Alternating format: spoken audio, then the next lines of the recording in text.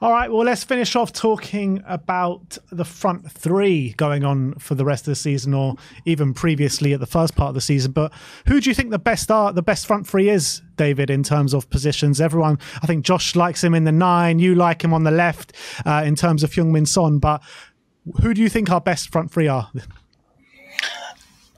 I do think it's Son on the left, Kulu on the right, and Richarlison down the middle. Personally, that's what I do think our best front three is. I understand the argument that Josh is going to make, and he's dying to come in here. But look, I personally, I feel like Richarlison was scapegoated at the weekend. I see everyone scapegoating Richarlison. Oh, put Son down the middle. Richarlison was useless. Ask yourself, if Haaland was in that team at the weekend, would he have scored?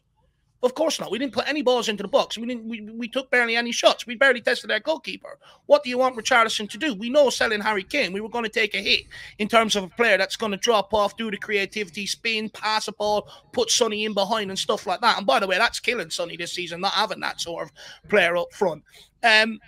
So we know you have to provide him with service. If you don't put the ball in the box, you can't score, can you? So, you know, I do feel people are being very harsh on Richarlison in that regard, in that sort of terms. The reason why I like Sonny out on the left is because I don't trust anyone else to do any creativity out there. I don't trust Werner. I highlighted it weeks ago, which I got pelters for because it was unpopular. And I don't rate Johnson at all to do it either. So for me, you know, when you look at Sonny, he can score goals and he can create goals, but there's no point in putting him up front if there's no one supplying them. That's what one of the biggest problems was. That's why we had to move him out to the left-hand side in the first place, because, you know, Maddison was supplying him. He went injured. That supply stopped. Some became nothing, null and void completely. I hear people saying Maddison's back, put him back up front. Okay, but have you been watching the games? Every team stifles us down the middle. They block up that middle. They are not allowing that pass on, so it's no use. And until we get better options out wide, Son has to play out on the left. He's always scored goals out there. He's always scored and assisted goals out there. Everyone's telling me he's a striker. What evidence have you got for that? He's played all of his career off the left-hand side. He's better to be on the left winger, and he's better for Tottenham Hotspur right now to be off the left wing. So he has to stay out there. Kulu needs to pull the finger out his hole and start doing a little bit more when he gets the ball. He's very quickly just to take the sort of safe pass a lot of the times when the ball goes out there. Big, strong, strapping ginger lad like him. Use that to your advantage. Run at players. Put fear into them. I think the forward players need to sort of pull themselves together in a huddle and shake themselves up a bit and realize what they are. When we get you the ball, you're the guys to produce flair. Go and do it. It's that simple. It's an easy solution. Stop passing it back inside. Next time you do that, I'll take you off and I'll bring on Johnson, even though how bad he is. And hopefully you learn your lesson. But that's my best front three, and that's all I'm going to say on it. I highlighted in the summer, selling Harry Kane would cause us huge problems, and no one wanted to listen to it. Now we're here. You can deal with it. I already tried to highlight it. You can deal with it. The problem's on you now. But, mate, Kulusevski created, what, 3rd or 4th most chances in the whole of Europe this season is the stat. I mean, I couldn't believe it when I saw that, to be honest. But I agree with you, Dave. I think that's our front three. But I also think it's different horses for different courses. I don't want to see Son in a number 9 against a low block team. But I do want to see Son as a number 9 when we're playing a high pressing team like a Man City or a Liverpool. I think it's, you know, it's not, it doesn't have to be, this is our best front three and this is the front three that plays every single game. But I think like the front three at the moment is obviously not working the way we want it to work. And going back to the Wolves game, if you play Son in the number 9 against Wolves, it doesn't change the result at all. So where are you at with it, Josh? I'm sorry, I've got to disagree with that because I know I'm big on the Son in the 9. Let me tell you why. Because there was a moment. This is one of the most frustrating things about Richarlison for me on Saturday specifically. I'll put my hands up and admit I was wrong about Richarlison overall. I think he's a brilliant squad option, and I think he can definitely do a job as a striker. I don't want him to leave in the summer if he doesn't have to. Like, I'm happy with him. But do you not remember when this was in the first, I'd say, 15 minutes, we started getting those half, like, beating their press in midfield. And this is when the game state is neutral as well. So but before they've scored, yeah? That's when Son through the middle is so important because Richarlison is not hanging on to the ball properly and his layoffs are awful. And even, do you not remember there was that moment where he was like, I don't know if he was through on goal quite or something like that, and he just whacked the ball. Like, how many Son times does did not Son do lose that. the ball on the left-hand side trying to hold it up, though, Josh? Let's be brutally honest. On the left. For pulling out a play.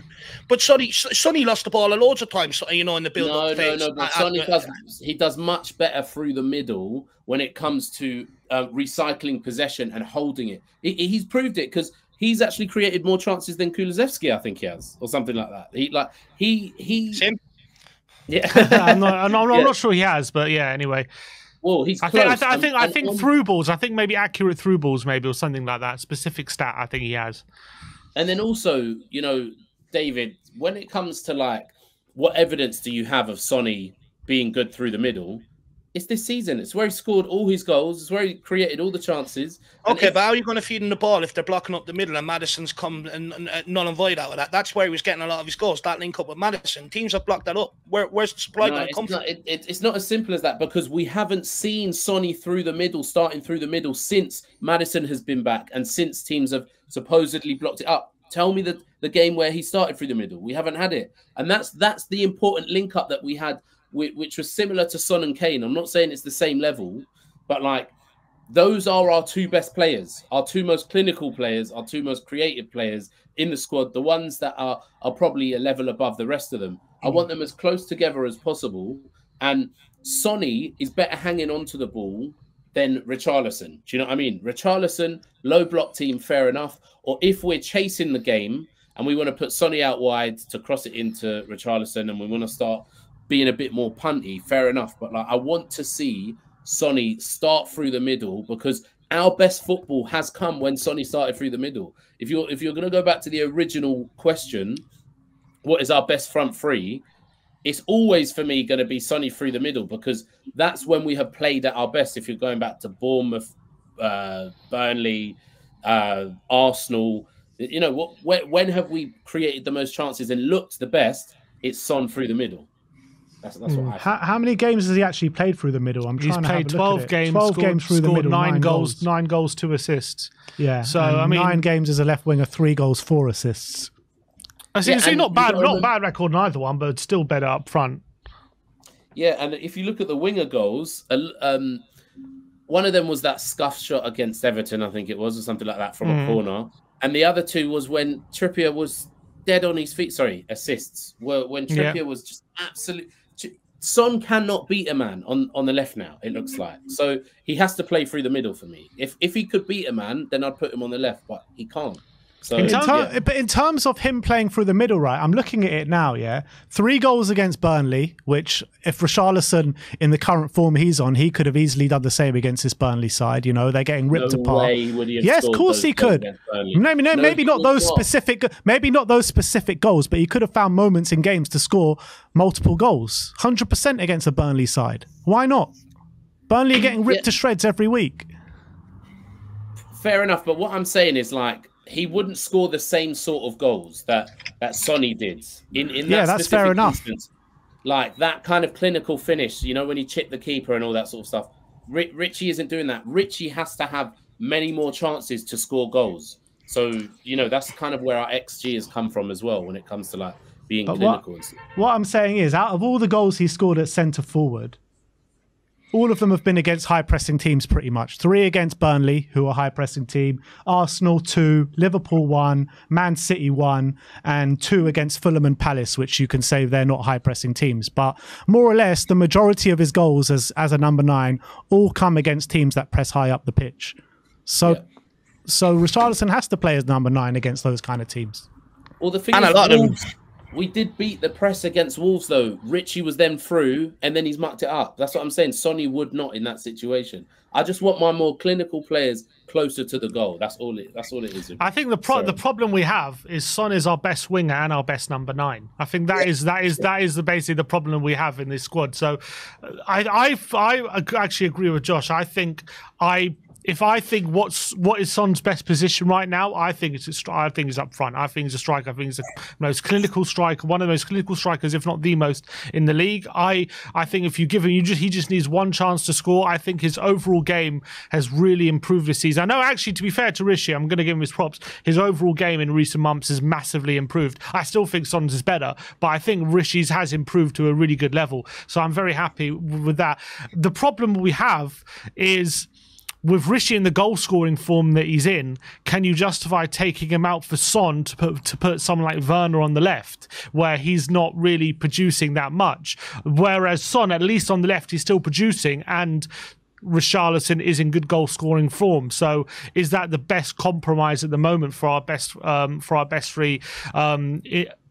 For our best front three, sorry, it's a really difficult one. I would love to see Son back in the number 9, to be honest. As much as I love Rishi, I just think that was when we were playing our best football, and that's when we are our most fluid. And I think Son was actually really starting to adapt to playing against low blocks. Like that goal against Arsenal, he was surrounded by like 4 players, and he was able to find just one little pocket space, one flick, and able to score a goal. Like, he can do that. I do think against a low block, Rishi is probably better. I do concede that. I think when the penalty area has loads of different defenders around it and you're swinging balls into the box, Richie's more likely to get on the end of one than someone like Son is. But I think definitely when the game state is level, I think Son is definitely a more effective striker, in my opinion. And the problem that we have when, for example, like Saturday, is if Richie's not having the best game, but you want to change it and we're losing, Son is not the striker you want to put in the number 9 when you're losing. Like, you need the best. Son is at his very best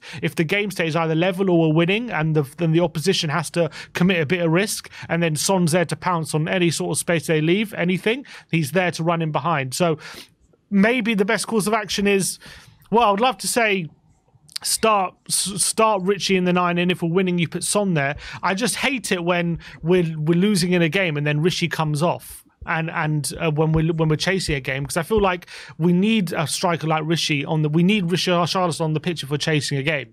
That's what I feel like we need. So it's a bit of a balancing act. So if I'm going for my best front three right now, I would have to put Son back on the left and Rishi up front, just because would I rather Son up front, Werner on the left? Here's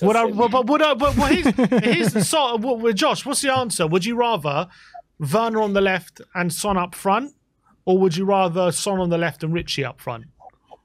You could put Richie on the left. Right now, this second. No, I wouldn't want Richie on the left. Sorry, it's cutting out slightly for me, but right now, this second, I'd put Richie on the left, just like how we did against Liverpool and a couple other games and stuff like that. Like, if you really want to start Richie, which, to be honest, it's hard because from game to game it changes. But for right this second, after that performance, I would start Son through the middle, probably Werner on the left and Kulu again. And then Richie would be my first sub.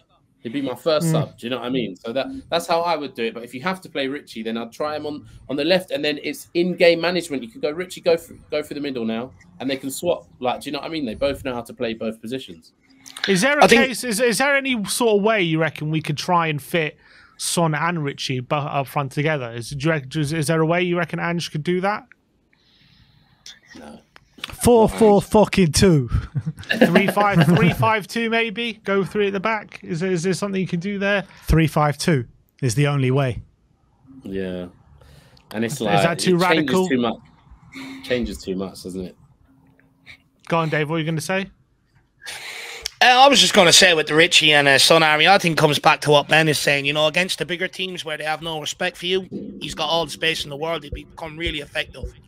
But the majority of teams we're going to face, especially going into next season, with the more possession we keep, are going to play a low block, are going to play a low line. And that's not where you get the best out of Sonny. So, you know, ideally next season you bring in a couple of world-class wingers and you use Son and Richarlison to compete going down the middle and use them for whatever different games come about. But, you know, for everyone just to say put Sonny straight down the middle, regardless whether it's lone block or not, I think is madness. I think to counter that, Dave, I think out of the 25 games Spurs have played this season, we've taken the lead in 18 of those games.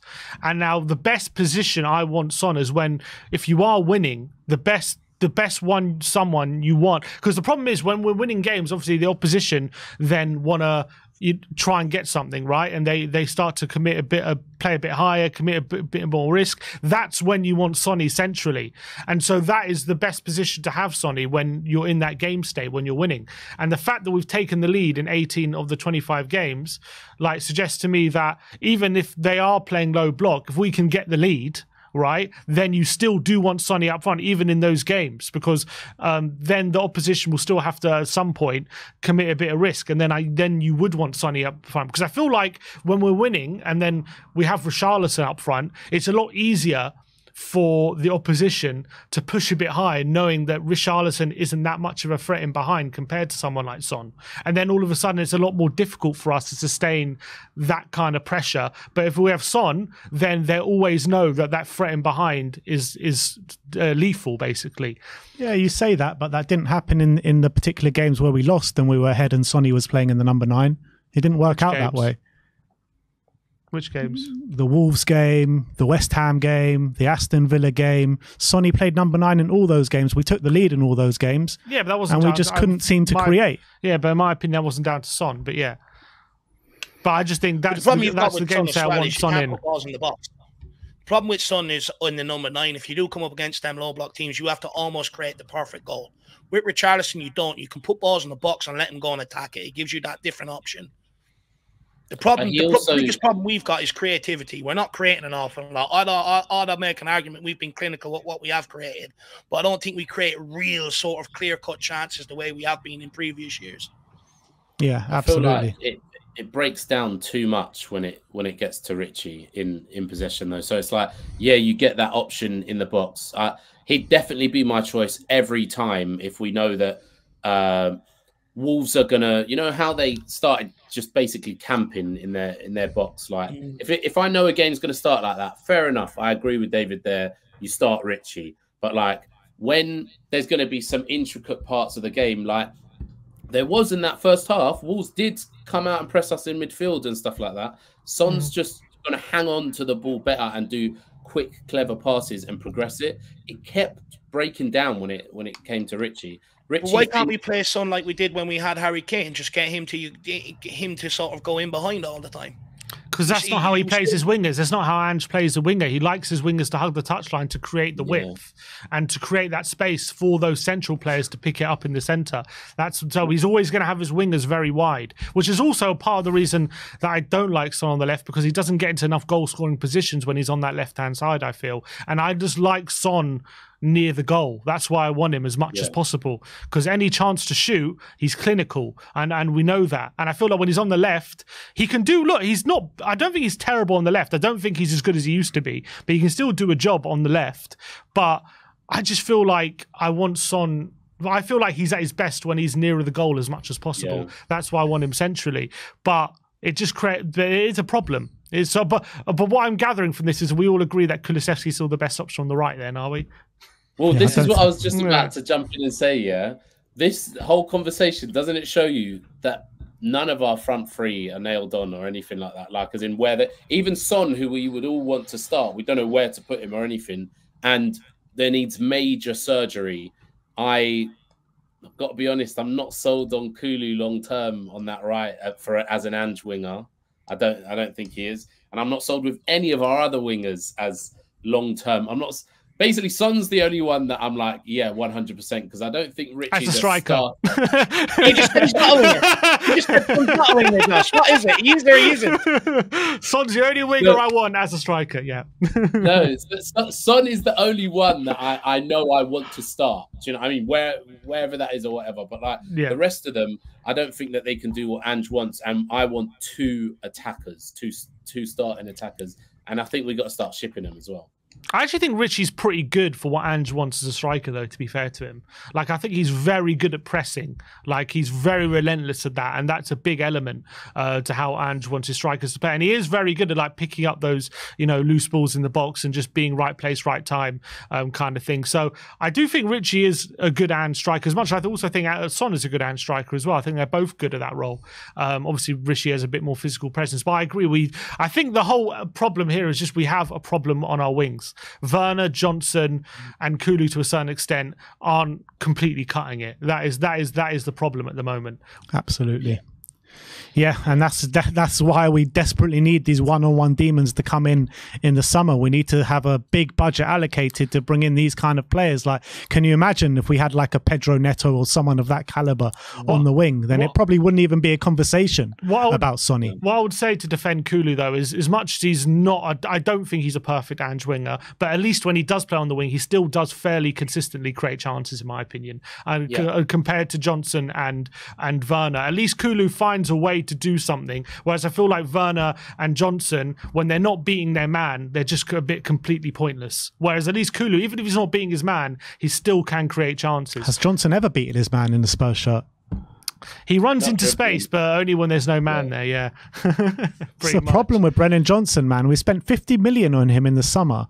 I know he's young and he's got time on his hands, but I'm failing to see anything at the moment of him in a Spurs shirt, especially the last couple of games. Like, what does he bring to us? What does he offer?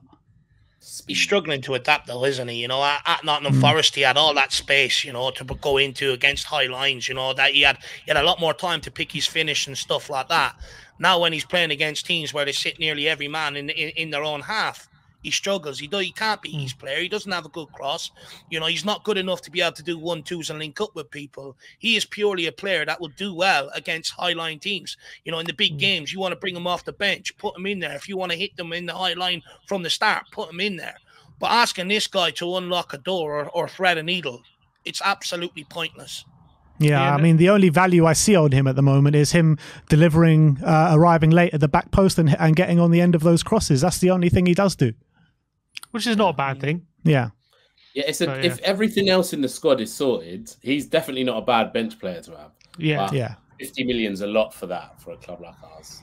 In terms of just a quick discussion on Werner, obviously there's rumours that Tottenham are thinking about activating the clause. Is that something that you'd be very much against, both of you? Yes. Yes. I think Dave's expression says it all, I think. What problem does he solve? Does he solve a creativity problem if he's a winger? No. Does he solve a goal scoring option down the middle? No. What you buying? You may as well buy fresh air. Seriously, you know. But I guess the argument would be, let's say we're committed to signing a big budget winger regardless of Werner or not. Let's say the decision to sign Werner does not depend on us signing like a Neto or something. So we're going to sign a winger. Like, what kind of player are you getting for the money that we could purchase Werner for? I guess would be the argument. But we don't have Manor Solomon. Everyone forgets about Manor Solomon. We still got him in the ranks. He's going to be coming back at some point. I think he's more suited to the Ange system than Timo Werner ever will be. Yeah, agreed. I prefer Solomon as like a fifth choice. And plus, it's the summer market. You can go and spend what you want. It's your market. It's what you want to make of it. You know, we shouldn't be looking at it just as price tag only. You know, okay, you spend 25 million. What are you going to get? 1 goal, 1 assist every year from your attacking? From your attacker? What good is that? It's absolute. I'd rather go and spend an extra 25 million on top of that and go and bring in a Pedro Neto, who I know is going to bag me goals and assists. No, but let's say the budget for our second choice winger is like similar to what we're going to spend on Werner, like 17 or 20 million, whatever it is, 17 million, I think. Like, would Werner be the best bet at that point, or would you try and go for someone else? Definitely Santiago, not. An option. Bring up an under-21 player. You may as well. What have you got to lose at that point? Yeah, but you got all these young and up-and-coming wingers from like the Nordic leagues and the Brazilian leagues that you can find for that kind of ballpark figure. I mean, Nusa was going to go for like, 30 million or something. I'm sure you can find something around that ballpark figure that you can bring in. I mean, there's loads of players that we've spoken about. I can't remember the names off the top of my head, but Rooney. Definitely up. Yeah, Rooney Bardat. Is he a striker or is he a winger? Winger, I think. Winger. So I mean, why can't we bring in those kind of players? We don't need to waste our money on a Timo Werner. Yeah, he's the other thing is like he's not young, he's not homegrown. Like at least Johnson is homegrown. Do you know what I mean? Like there's just no positive to it in my opinion at all. People say he brings experience and stuff like that. Experience.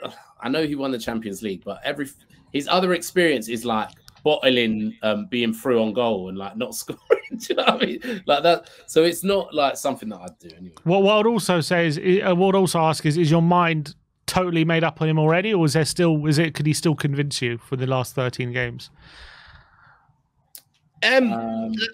Yeah, you go. Look, he can still convince me, but he's going to have to, you know, come in and bag sort of 10 goals, you know, or 10 assists or something like that. He has to have a real good campaign for me to say, yeah, sanction the money. You know, if I go off what I've seen in previous years, I don't see what we're buying. I tried to highlight a few weeks ago. Nobody liked my opinion because he was a fresh signing and stuff like that. But he doesn't solve anything. There's no point in it. Look, he still has time to change my mind. But unfortunately, I don't think he will. Yeah. I think that's the reality, to be honest. I mean, he makes all the good runs, to be honest. It's just he can't do anything when he gets to the money shot or the money cross or anything. Like every cross or every shot he's ever taken has been shocking. I think the way Ange likes to play his wingers, I don't understand why he wants Werner on the left. Why not just might as well put him on the right? Because if he wants Werner to always go on the outside, basically, and do cutbacks.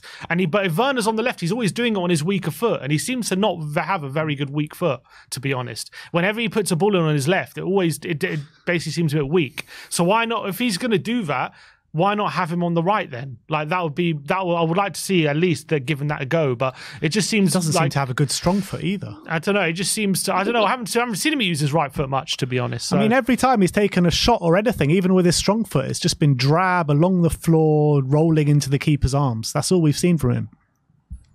That's the reality. I think the same with Kulu as well. A lot of the frustrations with Kulu, I think if he played on the left, they'd go away. Like if he's always going on the outside and stuff like that. So I think that's something that Ange really should try, man. We saw it for a little bit. Do you remember we saw it a couple of times and he did well from the left, scored against Sheffield and stuff like that. But then, I just don't know why we haven't seen it. So what are you saying, Josh? You're saying Richarlison on the left or Werner on the left? Kulu on the left. Kulu on the left.